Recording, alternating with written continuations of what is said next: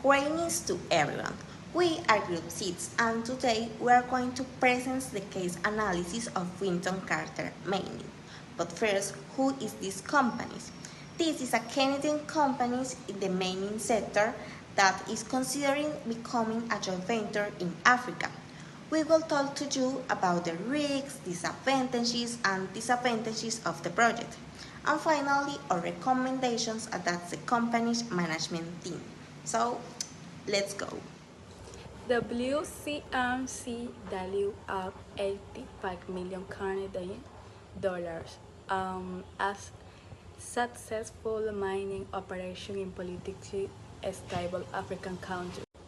The company is planning to go public and is preparing its prospect to attract investors. At the same time, WCM as an opportunity to partner with 87, a state-owned African mining company. The big question is, should this project be included in the prospectus?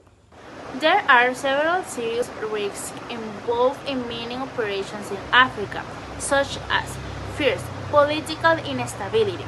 Countries like Guinea and Congo have recently experienced violence and unrest, social and labor risk, protest, repression, and human rights concerns, lack of infrastructure, roads, energy, and logistical are underdeveloped in many regions, and finally, corruption and bureaucracy, especially when dealing with state-owned companies like ATC. At the main risks of this project and rate them based on how serious and likely they are. Political instability is the biggest risk in countries like Guinea or Congo. Financial risk is also very high if something goes wrong, like a conflict or a government decision.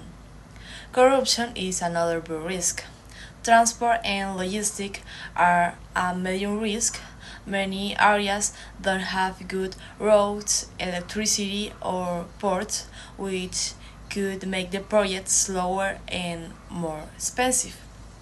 Environmental risks are also medium. If the company doesn't take care of the environment, there could be fines or protests from local communities. Finally, the profit potential is high. Africa has many natural resources and the project could make a lot of money. Now let's look at the pros and cons of including the African projects in WCM's prospectus. Pros: shows transparency to investors, could lead to high returns, demonstrate international expansion, and cons may scare off conservative investors, could lower WCM's evaluation in the IPO.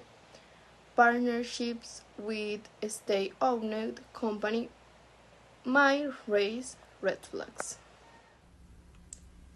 In the lecture, the CEO discussed with the CFO whether to include the project in the prospectus or not. At the end, after talking, they decided to not include the project in the prospectus because they considered it was on an early stage of negotiation, so it will affect or it could affect negatively the confidence of the investors.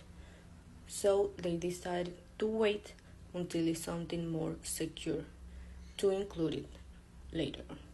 After careful evaluation, we agree with the CEO and CFO as WCMF board members. We recommend continuing private negotiation with ATC, but no mentioning the project the prospect yes. And we believe it's too risky to disclose a project that is not finalized, especially in such as a volatile environment.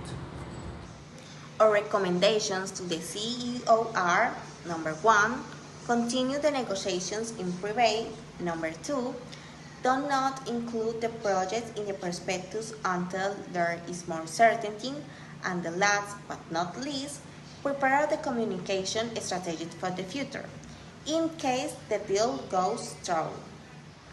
Thank you for watching our case study presentations. This case highlights the importance of evaluating risks before making strategic decisions.